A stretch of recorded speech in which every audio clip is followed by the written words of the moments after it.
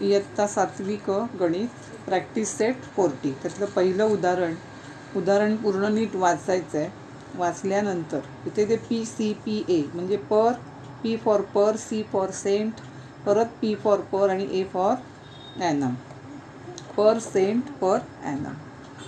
आता म्हणजे तो दर साल, दर शेकडा 9 रुपये असं व्याजाचा दर असतो. If Rihanna deposit 1,500 rupees in the school fund at 9 PCPA for 2 years, what is the total amount she will get? तिने 1,500 रुपये 2 वर्षासाठी 9 रुपये दराने फंडमध्ये जमा केली. What is the total amount she will get? तिला एकूण किती रुपये मिळतील? असं हे उदाहरण दिल्यानंतर, उदाहरण तुम्ही वहीत लिहिल्यानंतर खाली सोल्युशनमध्ये ज्या गोष्टी दिल्या आहेत, पी म्हणजे प्रिन्सिपल, ज्याला आपण मराठीत मुद्दल म्हणतो, ती मुद्दल लिहायची. आर फॉर रेट म्हणजे दर व्याजाचा.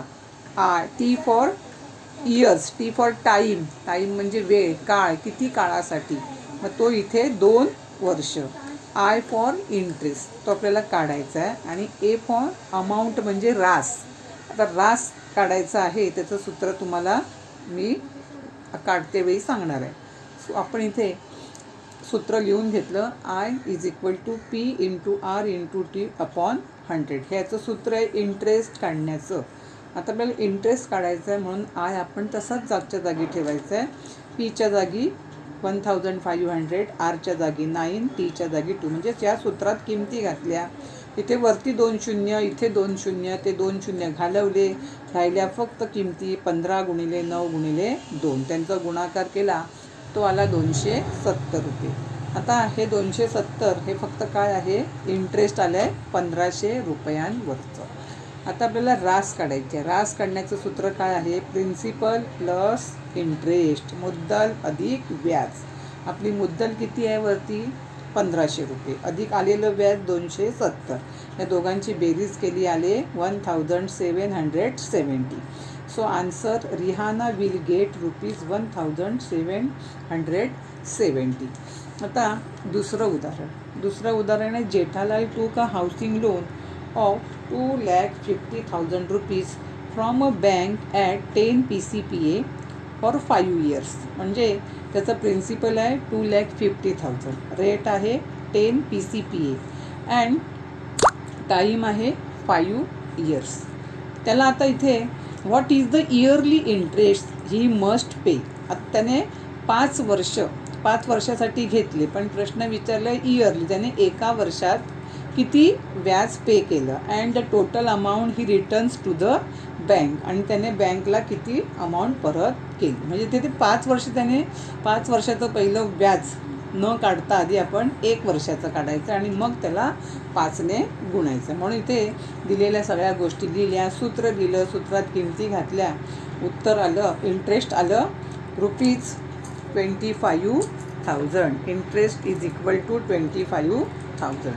आता इंटरेस्ट फॉर 5 years हे एका वर्षाचं आलं. 5 वर्षाचं काढायचं आहे म्हणून आपण 25,000ला 5ने गुणलं, त्यांचा गुणाकार 1,25,000 आला. आता आपल्याला काय म्हटलं आहे की what is the yearly interest. Yearly interest आला 25,000 and the total amount he return to the bank. 5 वर्षाने तो बँकेला किती पैसे परत करणार? एका वर्षाचं व्याज काढलं, त्याला 5ने गुणलं, किंवा डायरेक्ट तुम्ही 5 लिहिलेत तरी चालतील. Amount is equal to P plus I. पहिली अमाऊंट लिहिली 2,50,000 प्लस 1,25,000. उत्तर त्याचं आहे 3,75,000. म्हणून आन्सर इथे दिले आहे the yearly interest is ₹25,000. Jethalal will return a total amount of ₹3,75,000 to the bank. तिसरं उदाहरण Shrikant deposit 85,000 rupees for 2.5 years. 2.5 वर्षासाठी त्यांनी पैसे गुंतवले at 7 PCPA in a saving bank account. What is the total interest he receive at the end of the deposit. आता इथे 2 उदाहरणामध्ये पूर्ण वर्ष होती 2 years अँड 5 years, पण इथे आहे 2.5 years. म्हणजेच आपण हा आहे पूर्णांकयुक्त अपूर्णांक, त्याचा आपण अंशाधिक अपूर्णांक करायचा. तो करताना 2 × 4 + 1 5/2 म्हणजे 5/2 years होतील याचे. म्हणजे आपल्याला भाग लावायला सोपा जाईल. सूत्र लिहिलं, सूत्रात किमती घालताना हा असा वरती लिहायचा आहे, ह्याच्या 5/2 लिहायचा नाही आहे, खाली फक्त 100च असले पाहिजेत. आता पुन्हा इथे मी भाग लावला, 2 शून्य घालवले, वरती राहिले 850 गुणिले 7 गुणिले 5/2. तर या 5/2ने सुद्धा 2ने मी 850ला भाग लावला, हा एवढा गुणाकाराला 14,875. म्हणजे इंटरेस्ट किती मिळालं त्याला? Receive 14,875 rupees at the end of the period. शेवटी त्याला 2.5 वर्षाने 14,875 रुपये काय मिळणार? फक्त व्याज मिळेल.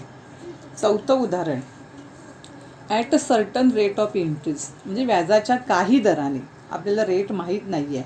The interest after 4 years on 5,000 rupees principal, म्हणजेच प्रिन्सिपल 5,000 रुपीज, प्रिन्सिपल बघा 5,000 रुपीज, टाईम आहे 4 years, इंटरेस्ट आहे 1,200 आणि आपल्याला रेट काढायचं आहे.